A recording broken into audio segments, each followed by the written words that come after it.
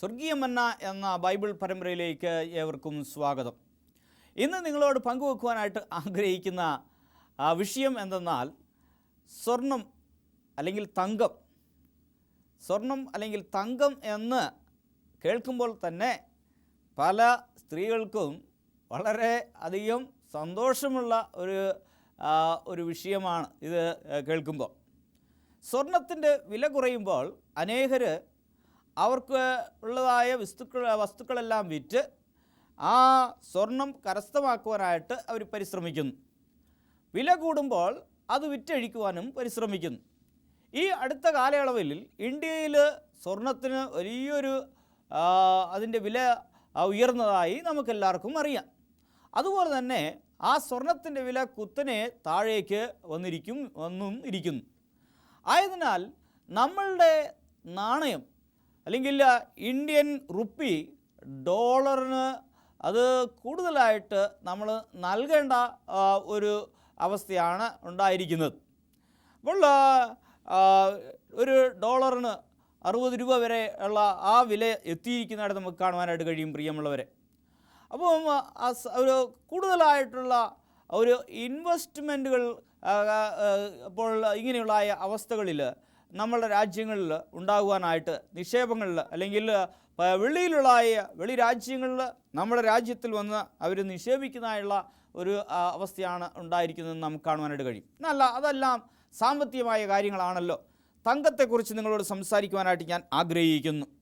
നമ്മൾ നോക്കുമ്പോൾ അനേകർ ഈ സ്വർണം അല്ലെങ്കിൽ ഈ തങ്കം അത് നേടുവാനായിട്ട് അനേക നാളുകൾ അല്ലെങ്കിൽ അനേക വർഷങ്ങൾ പണം സ്വരൂപിച്ചു വെച്ച് അവർ ആഗ്രഹിക്കുന്ന പ്രകാരം ഒരു മോതിരമോ ഒരു വളയോ അല്ലെങ്കിൽ ഒരു കമ്മലോ അല്ലെങ്കിൽ ഒരു മാലയോ നെക്ലസ്സോ എന്തെങ്കിലും വാങ്ങിക്കുവാനായിട്ട് അവർ പദ്ധതി ആവിഷ്കരിച്ച് അവർ അതിനുവേണ്ടി പണം സ്വരൂപിക്കുന്നതായിട്ട് നമുക്ക് കാണുവാനായിട്ട് കഴിയും പ്രിയമുള്ളവരെ.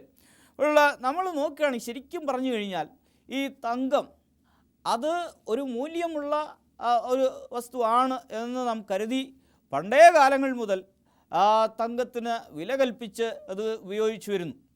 എന്നാൽ അതുകൊണ്ട് മനുഷ്യന് ശാരീരികമായി അല്ലെങ്കിൽ അവന് വേറെ ആവശ്യങ്ങൾ നിറവേറ്റുവാനായിട്ട് ഈ തങ്കം കൊണ്ട് ഒന്നും തന്നെ ഉപയോഗവുമില്ല. എന്നാൽ അത് വിലപിടിപ്പുള്ള ഒന്നാണ്, ഒരു മെറ്റലാണ്. അപ്പോൾ നമ്മൾ നോക്കുമ്പോൾ ലോകത്തിൽ എല്ലാ വർഷവും ഓരോ വർഷവും തങ്കത്തിൻ്റെ ആവശ്യം എന്ന് പറഞ്ഞാൽ ഏകദേശം ഒരു 35 ലക്ഷം കിലോയാണ്. എന്നാൽ നമുക്ക് ഖനനം ചെയ്ത് കിട്ടുന്ന തങ്കമോ അത് പൊന്നോ എത്രയാണെന്ന് പറഞ്ഞാൽ 25 ലക്ഷം കിലോകൾ മാത്രമേ നമുക്ക് ലഭിക്കുന്നുള്ളൂ. അപ്പോൾ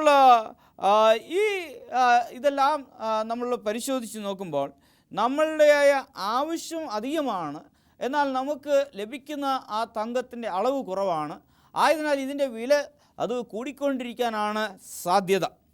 എന്നാൽ ഈ തങ്കത്തിൻ്റെ അതിൻ്റെ അളവും അതിൻ്റെ കാര്യങ്ങളും കൂടുതലായിട്ട് നമ്മൾ പരിശോധിക്കുമ്പോൾ എല്ലാവർക്കും 916 22 ക്യാരറ്റ് അല്ലെങ്കിൽ 24 ക്യാരറ്റുള്ള ആ തങ്കം നാണയങ്ങളും ആഭരണങ്ങളും അവർ അത് നേടുവാനായിട്ട് അല്ലെങ്കിൽ വാങ്ങിക്കുവാനായിട്ട് താല്പര്യപ്പെടുന്നതായിട്ട് നമുക്ക് കാണുവാനായിട്ട് കഴിയും.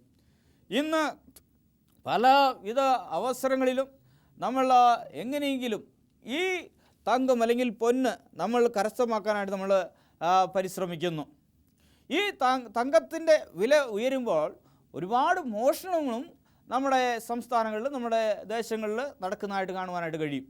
ഒരിക്കൽ ഞാൻ ഒരു ട്രെയിൻ യാത്രയിൽ ഞാനും എൻ്റെ ഭാര്യയും ഞാൻ യാത്ര ചെയ്ത് ഞാൻ മംഗലാപുരത്തേക്ക് യാത്ര ചെയ്യുന്ന സമയത്ത് വടകര കഴിഞ്ഞ സമയത്ത് രാത്രിയിൽ ഞങ്ങൾ ഇരുന്ന് എന്തോ സംസാരിച്ചു കൊണ്ടിരിക്കുന്നു.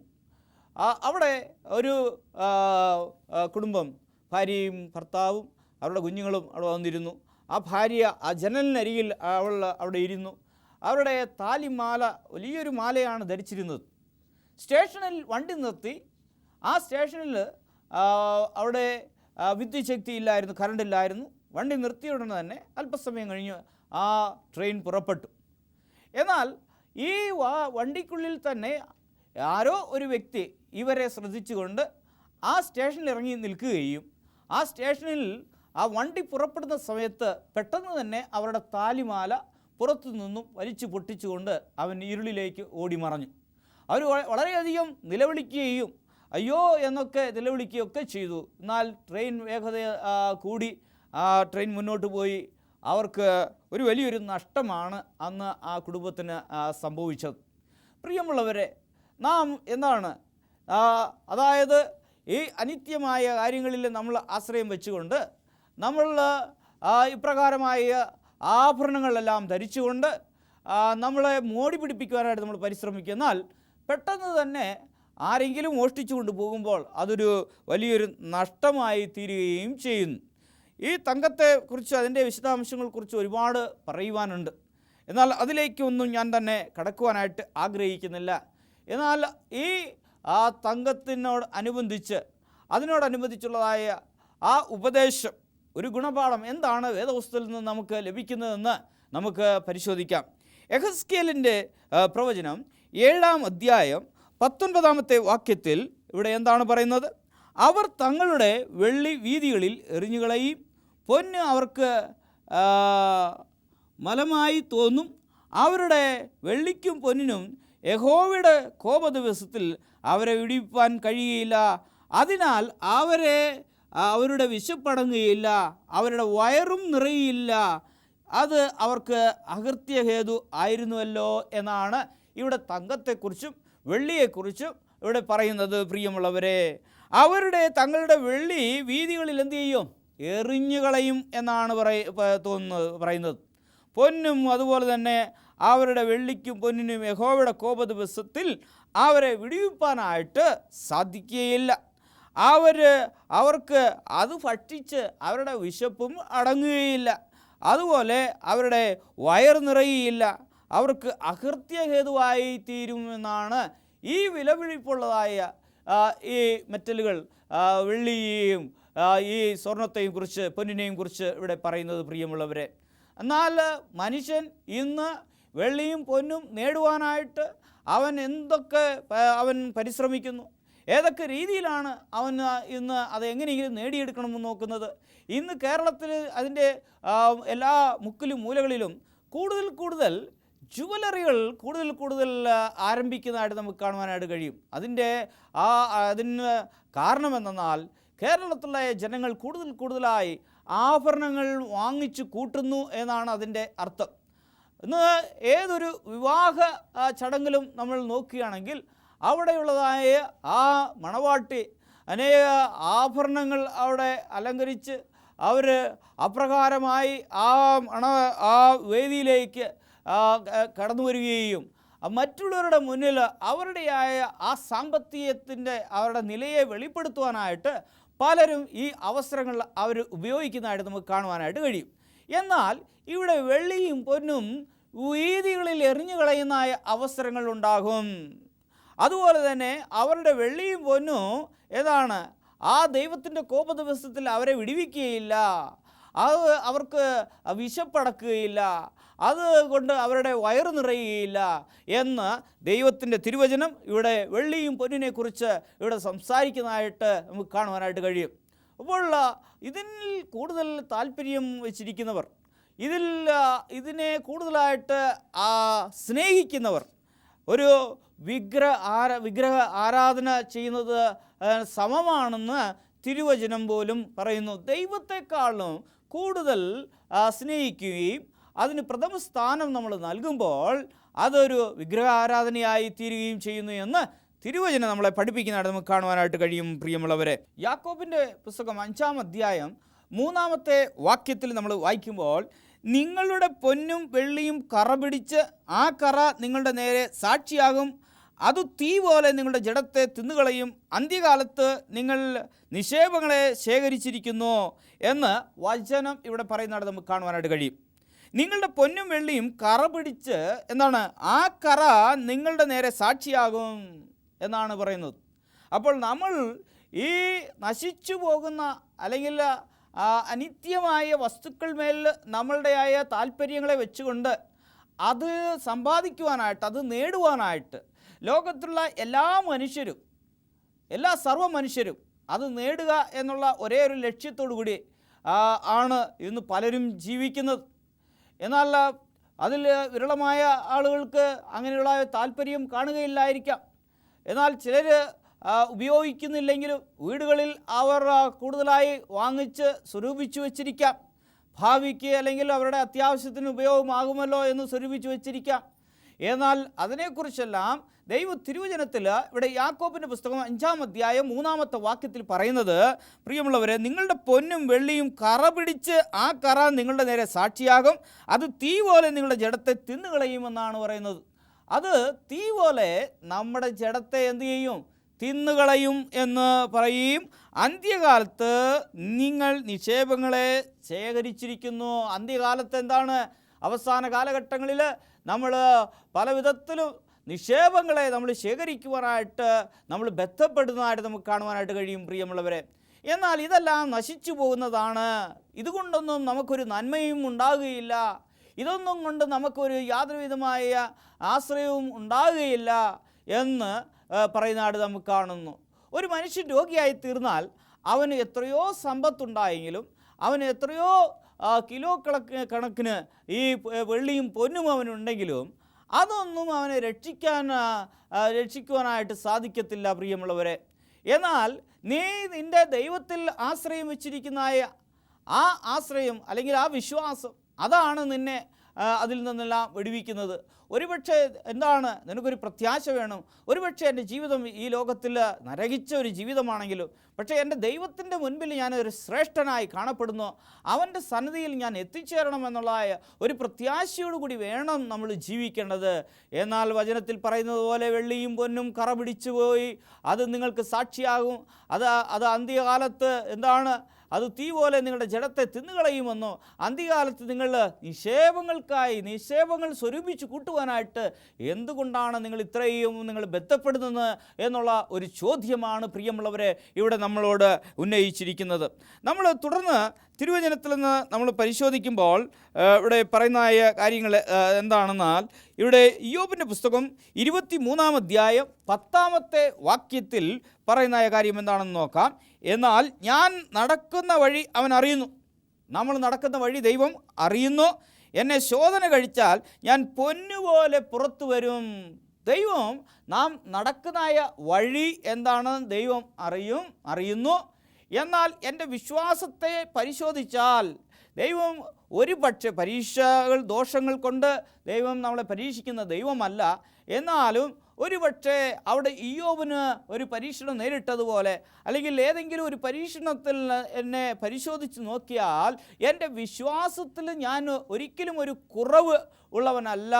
ഞാൻ 916-നേക്കാളും 22 ക്യാരറ്റ് അല്ല, 24 ക്യാരറ്റിനേക്കാളും തനി തങ്കമായ വിശ്വാസത്തിൽ 100% ഞാൻ വിശ്വാസത്തിൽ ഉന്നതമായ നിലയിൽ നിൽക്കുന്നവനായി പുറത്തു വരണം എന്നാണ് ഇവിടെ ഒരു ആഹ്വാനം നാം കാണുന്നത്. എന്താണ് ഇവിടെ? ഞാൻ നടക്കുന്ന വഴി അവൻ അറിയുന്നു, എന്നെ ശോധന കഴിച്ചാൽ ഞാൻ പൊന്നുപോലെ പുറത്തു വരും. യാതൊരു വിധമായ മാലിന്യങ്ങളും യാതൊരു വിധമായ അഴുക്ക് വസ്തുക്കളും യാതൊന്നും തന്നെ ഇല്ലാതെ വളരെയധികം ശുദ്ധീകരിച്ച് ഉണ്ടാക്കുന്ന ഒന്നാണ് പൊന്ന്. ആ പൊന്ന് എന്താണ്? കൂടുതലായിട്ട് അത് ഊതിക്കഴിക്കുമ്പോൾ അത് ഊതിക്കഴിക്കുമ്പോൾ അതിൻ്റെ മാലിന്യങ്ങളെല്ലാം അകറ്റപ്പെടുന്നു. ആ രീതിയിൽ വിശ്വാസത്തിൽ നീ എന്താണ്? തനി തങ്കമായി നീ പുറത്തു വരണം. നിൻ്റെ വിശ്വാസത്തിൽ നീ എന്താണ്? യാതൊരു വിധമായ മാലിന്യങ്ങളും നിൻ്റെ വിശ്വാസ ജീവിതത്തിൽ കാണാതെ, ദൈവത്തിന് വിരുദ്ധമായ യാതൊന്നും നിൻ്റെ മനസ്സുകളിൽ ഇല്ലാതെ, ദൈവത്തിന് വിരുദ്ധമായ യാതൊന്നും നിന്നെ ചിന്തിക്കാതെ പ്രവർത്തിക്കാതെ, ദൈവത്തിന് പ്രസാദകരമായ കാര്യങ്ങളിൽ മാത്രം നീ താല്പര്യം കാണിച്ചുകൊണ്ട് അവൻ്റെ തിരുവിഷ്ടം നിറവേറ്റുന്ന മകനായി മകളായി ജീവിക്കുകയും, എൻ്റെ ദൈവം ഇന്ന് വന്നെങ്കിലും ഇന്ന് ഞാൻ അവനോടുകൂടെ ദൈവസന്നിധിയിൽ പോകുവാനായിട്ട് ഞാൻ തയ്യാറാണ്, അവൻ എന്നെ അവൻ്റെ സന്നിധിയിലേക്ക് എന്നെ ചേർത്തുകൊള്ളും, എനിക്ക് ഉറപ്പാണ് എന്നുള്ളതായ ഉറച്ച വിശ്വാസം അത് നമ്മുടെ ജീവിതത്തിൽ നമുക്ക് ഉണ്ടായിരിക്കണം, പ്രിയമുള്ളവരെ. എന്നാൽ പലർക്കും എന്താണ്? ആ ദൈവം വരുന്നത് എന്താണ്? അത് വലിയൊരു ഭയമായി, ഭീതിയായി പലരും ജീവിക്കുന്നതെന്ന് പറഞ്ഞാൽ അവരുടെ കണക്ക് പുസ്തകങ്ങൾ തുറന്നു നോക്കുമ്പോൾ പല രീതിയിലും ദൈവത്തിന് വിരുദ്ധമായിട്ട്, ദൈവത്തിന് എതിരായിട്ട് പ്രവർത്തിച്ചായ അനേക കാര്യങ്ങളാണ് കണ്ടുവരുന്നത്. അത് ദൈവം ഈ അന്ത്യകാലഘട്ടത്തിൽ ഒരു വലിയൊരു ആഹ്വാനം ദൈവം നമുക്ക് നൽകുകയാണ്. നമ്മൾ നശിച്ചു പോകുന്ന വസ്തുക്കളിന്മേൽ നമ്മുടെ ആശ്രയം വെക്കാതെ, എന്നാൽ ദൈവീയ വിശ്വാസത്തിൽ നമ്മൾ ഓരോ ദിവസവും വളരുവാനും അവനോടുകൂടി അടുത്തു വരുവാനായിട്ട് വലിയൊരു അന്ത്യ കാലഘട്ടത്തിലൊരു ആഹ്വാനം നിനക്ക് ലഭിക്കുന്നു പ്രിയദാസ. ആയതിനാൽ നീ അവസരം പാഴാക്കാതെ ദൈവസന്നിധിയിലേക്ക് നീ കടന്നു വരികയും ആ വിശ്വാസ ജീവിതത്തിൽ നീ ഒരു ഊതിക്കഴിച്ച പൊന്നിനെ പോലെ നീ പുറത്തു വരുന്നതായ ഒരു അവസരം നിനക്ക് ഉണ്ടാകട്ടെ. നാം തുടർന്ന് നമ്മൾ നോക്കുമ്പോൾ നമ്മൾ 2 തീമോഥെയോസ് 2-ാം അധ്യായം 20-ാമത്തെ വാക്യം നമ്മൾ പരിശോധിക്കുമ്പോൾ അവിടെ വളരെ മനോഹരമായ ഒരു വാക്യം നമുക്ക് കാണുവാനായിട്ട് കഴിയും. എന്താണ് പറയുന്നത്? എന്നാൽ ഒരു വലിയ വീട്ടിൽ പൊന്നും വെള്ളിയും കൊണ്ടുള്ള സാമാനങ്ങൾ മാത്രമല്ല, മരവും മണ്ണും കൊണ്ടുള്ളവയും ഉണ്ട്. ചില മാന്യകാര്യത്തിനും ചില ഹീനകാര്യത്തിനും ഉപയോഗിക്കുന്നു. നമ്മൾ നോക്കുമ്പോൾ പ്രിയമുള്ളവരെ, വീടുകളിൽ പല ലോഹങ്ങൾ കൊണ്ട് നിർമ്മിക്കപ്പെട്ടതായ പാത്രങ്ങൾ, മറ്റും വസ്തുക്കൾ അവിടെ കാണുവാനായിട്ട് സാധിക്കും. എന്നാൽ ഒരുപക്ഷെ അത് വെള്ളി കൊണ്ടോ പൊന്നുകൊണ്ടോ മരങ്ങൾ കൊണ്ടോ അല്ലെങ്കിൽ കളിമണ്ണ് കൊണ്ടോ ഉണ്ടാക്കിയതായ പാത്രങ്ങൾ അവിടെ കാണും. എന്നാൽ ഈ പാത്രങ്ങളെല്ലാം ചിലത് കാര്യത്തിന് വേണ്ടി ഉപയോഗിക്കുകയും ചിലത് മാന്യ കാര്യത്തിന് വേണ്ടി ഉപയോഗിക്കുന്നതായിട്ട് നമുക്ക് കാണുവാനായിട്ട് കഴിയും.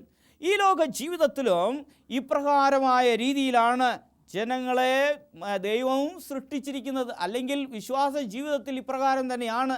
ദൈവം വിളി നൽകിയിരിക്കുകയാണ്. എല്ലാവരും അവൻ്റെ മക്കളായി അവൻ്റെ സന്നിധിയിൽ എത്തണമെന്നാണ് ദൈവം ആഗ്രഹിക്കുന്നത്. പക്ഷെ നമ്മൾ വിശ്വാസ ജീവിതത്തിൽ നമ്മൾ ഓരോ തട്ടിലും നമ്മൾ നിൽക്കുകയാണ്. ചിലപ്പോൾ ഒരുപക്ഷെ ദൈവത്തിൻ്റെ മാന്യ കാര്യത്തിന് വേണ്ടി അല്ലെങ്കിൽ സൃഷ്ടിക്കപ്പെട്ട അല്ലെങ്കിൽ മെനയപ്പെട്ട പാത്രമായി തീരുവാനായിട്ട് ഓരോരുത്തരും നിങ്ങൾ ആഗ്രഹിക്കുന്നുണ്ടോ? അല്ലെങ്കിൽ ദൈവത്തിന് വിരുദ്ധമായിട്ട് പ്രവർത്തിക്കുന്നതായ, ദൈവത്തിന് വിരുദ്ധമായിട്ട് നമ്മൾ നീങ്ങുന്നതായ ഹീനകാര്യത്തിനുള്ളതായ ഒരു പാത്രമായിട്ടാണോ നമ്മൾ ജീവിക്കുന്നത് എന്ന് നിങ്ങളുടെ വിശ്വാസ ജീവിതത്തെ നിങ്ങൾ വിലയിരുത്തേണ്ടതാണ് പ്രിയമുള്ളവരെ. ഹീനകാര്യത്തിന് വേണ്ടി അല്ല ദൈവം സൃഷ്ടിച്ചിരിക്കുന്നത്. നമ്മളെ മാന്യകാര്യത്തിന് വേണ്ടിയാണ് ദൈവം നമ്മളെ സൃഷ്ടിച്ചിരിക്കുന്നത്. ആ മാന്യമായ കാര്യങ്ങളിൽ ആ മാന്യകാര്യത്തിന് ഉപയോഗിക്കുന്ന ഒരു പാത്രമായി തീരുവാനായിട്ട്, ദൈവത്തിൻ്റെ സന്നിധിയിൽ യാചിക്കുവാനായിട്ട് ഞാൻ നിങ്ങളോട് ആഹ്വാനം ചെയ്യുകയാണ്.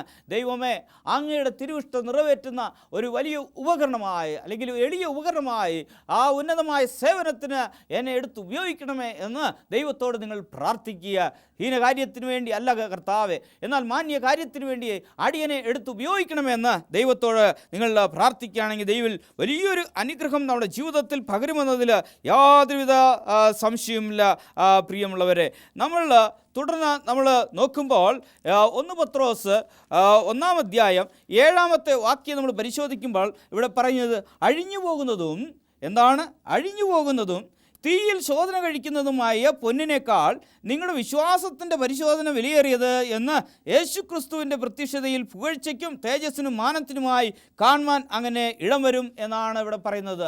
ഞാൻ ഇതുതന്നെയാണ് സ്പഷ്ടമായിട്ട് നേരത്തെ തൊട്ട് തന്നെ എൻ്റെ ദൂതിലൂടെ നിങ്ങൾക്ക് അറിയിക്കുവാനായിട്ട് ഞാൻ ആഗ്രഹിച്ചത് പ്രിയമുള്ളവരെ. എന്നാണ് അഴിഞ്ഞു പോകുന്നതും തീയിൽ ശോധന കഴിക്കുന്നതുമായ പൊന്നിനേക്കാൾ നിങ്ങളുടെ വിശ്വാസത്തിൻ്റെ പരിശോധന വിലയേറിയത്.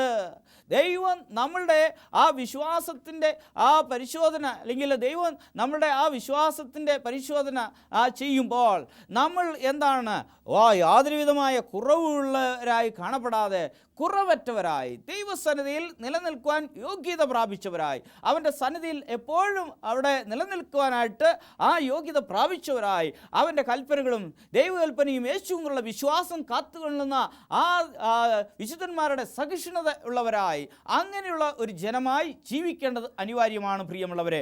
അഴിഞ്ഞു പോകുന്നതും തീയിൽ ശോധന കഴിക്കുന്നതുമായ പൊന്നിനേക്കാൾ നിങ്ങളുടെ വിശ്വാസത്തിൻ്റെ പരിശോധന വിലയേറിയത് എന്ന് യേശുക്രിസ്തുവിൻ്റെ പ്രത്യക്ഷതയിൽ പുകഴ്ച പുകഴ്ചയ്ക്കും തേജസ്സിനും മാനത്തിനുമായി കാണുവാൻ അങ്ങനെ ഇടം വരും എന്നാണ്. ദൈവം വരുമ്പോൾ നാം പുകഴ്ചയ്ക്കും മാനത്തിനും തേജസ്സിനും ഒത്തവണ്ണമുള്ള അങ്ങനെയുള്ള ഒരു ജീവിതം നയിക്കുവാനായിട്ടാണ് ഞാൻ നിങ്ങളോട് ആഹ്വാനം ചെയ്യുവാനായിട്ട് ആഗ്രഹിക്കുന്നത്. പ്രിയമുള്ളവരെ, നാം അനേകവിധമായ കാര്യങ്ങൾ ഈ തങ്കത്തെക്കുറിച്ചും പൊന്നിനെക്കുറിച്ചും വെള്ളിയെക്കുറിച്ചും അനേകവിധമായ കാര്യങ്ങൾ നമ്മൾ പഠിക്കുകയുണ്ടായി. എന്നാൽ അതിനേക്കാളും ശ്രേഷ്ഠമേറിയത് നീ നിൻ്റെ കർത്താവായ യേശു ക്രിസ്തുവിൽ വച്ചിരിക്കുന്നതായ ആ വിശ്വാസമാണ്. അത് ദൈവം വരുമ്പോൾ അത് വിലയേറപ്പെട്ടതായി കാണണം എന്ന് ദൈവം ആഗ്രഹിക്കുന്നു. പ്രിയമുള്ളവരെ, ആയതിനാൽ നാം അഴിഞ്ഞു പോകുന്നതായ വസ്തുക്കൾ മേൽ നമ്മുടെയായ ആശ്രയം ഒരിക്കലും നമ്മൾ വെക്കാതെ ദൈവത്തിൽ പ്രത്യാശ വെച്ചുകൊണ്ട് നാം അവന് വേണ്ടി ജീവിക്കുവാനായിട്ട്, നമ്മുടെ ജീവിതത്തെ ക്രമപ്പെടുത്തിക്കൊണ്ട് ജീവിക്കുവാനായിട്ട് ദൈവം സഹായിക്കട്ടെ. ദൈവമേ, ഞാൻ ഈ ലോകത്തുള്ളതായ നശിച്ചു പോകുന്ന വസ്തുക്കളിലല്ല ഞാൻ ആശ്രയം വെക്കുന്നത്, എന്നാൽ എൻ്റെ കർത്താവായ യേശു ക്രിസ്തുവിലായ ആ വിലയേറിയ ഒരു വിശ്വാസം, എൻ്റെ ദൈവത്തിൽ ഞാൻ വിശ്വാസം അർപ്പിച്ചുകൊണ്ട് ജീവിക്കണമെന്ന് നാം ഒരു തീരുമാനമെടുക്കാൻ നമുക്ക് പ്രാർത്ഥിക്കാം. നിത്യനും പരിശുദ്ധനുമായ വാഴ്ത്തപ്പെട്ട കർത്താവേ, അനുഗ്രഹിക്കപ്പെട്ട ഈ സമയത്തിനായി അങ്ങേ മഹത്വപ്പെടുത്തുന്നു. ദൈവമേ, നശിച്ചു പോകുന്ന അഴിഞ്ഞു പോകുന്നതായ പൊന്നിലും വെള്ളിയിലും കർത്താവെ ആശ്രയം വെക്കാതെ, ദൈവമേ കർത്താവെ അങ്ങിൽ ആശ്രയം വെച്ചുകൊണ്ട് അങ്ങ് വരുമ്പോൾ കർത്താവെ ആ പരിശോധനയിൽ ദൈവമേ തേജസ്സും പുകഴ്ചയ്ക്കുമായുള്ളതായ ഒരു വിശ്വാസത്തോടുകൂടി ഞങ്ങൾ പുറത്തു വരുവാനായിട്ട്, ദൈവനാമം മഹത്വപ്പെടുവാനായിട്ട് ഈ എളിയ പാത്രങ്ങളിലൂടെ, ഈ ഉപകരണങ്ങളിലൂടെ ദൈവമേ വെളിപ്പെടുവാൻ നീ സഹായിക്കണം പ്രാർത്ഥിക്കുന്നു. അതുപോലെ ദൂത് കേട്ട എല്ലാവരെയും അങ്ങോട്ട് അനുഗ്രഹിക്കണമേ. കർത്താവേ, നല്ല തീരുമാനങ്ങൾ ഞങ്ങൾ എടുത്ത് അങ്ങയുടെ മക്കളായി തീരുവാൻ സഹായിക്കണമെന്ന് യേശുവിൻ്റെ തിരുനാമത്തിൽ അയച്ചുകൊള്ളുന്ന പ്രാർത്ഥനകൾക്ക് നല്ല ദൈവമേ, ആമേൻ. പ്രിയമുള്ളവരെ, നിങ്ങൾക്ക് സംശയങ്ങൾ, നിങ്ങളുടെ വിഷയങ്ങളെക്കുറിച്ചുള്ള സംശയങ്ങളുണ്ടെങ്കിൽ താഴെ കാണുന്നതായ അഡ്രസ്സിൽ നിങ്ങൾ ബന്ധപ്പെടുക. നിങ്ങൾക്ക് വേണ്ടി പ്രത്യേകിച്ച് നിങ്ങൾക്ക് പ്രാർത്ഥിക്കണമെന്ന് നിങ്ങൾ താല്പര്യമുണ്ടെങ്കിൽ ഞങ്ങളെ എഴുതി അറിയിക്കുക. നിങ്ങൾക്ക് വേണ്ടി പ്രാർത്ഥിക്കുവാനായിട്ട് ഞങ്ങൾ എപ്പോഴും സന്നദ്ധരാണ്. ദൈവം അത്ഭുതങ്ങൾ ചെയ്യുന്ന ദൈവമാണ്. നിങ്ങളുടെ ആയ കഷ്ടതയും കണ്ണുനീരും തുടയ്ക്കുന്ന ദൈവമാണ്. അത്ഭുതങ്ങളും അതിശയങ്ങളും പ്രവർത്തിക്കുന്ന ദൈവമാണ്. ആ ദൈവം നിങ്ങളുടെ ചാരത്ത് കടന്നു വരും. ദൈവം നമ്മളെ ഓരോരുത്തരെയും അനുഗ്രഹിക്കട്ടെ. നന്ദി, നമസ്കാരം.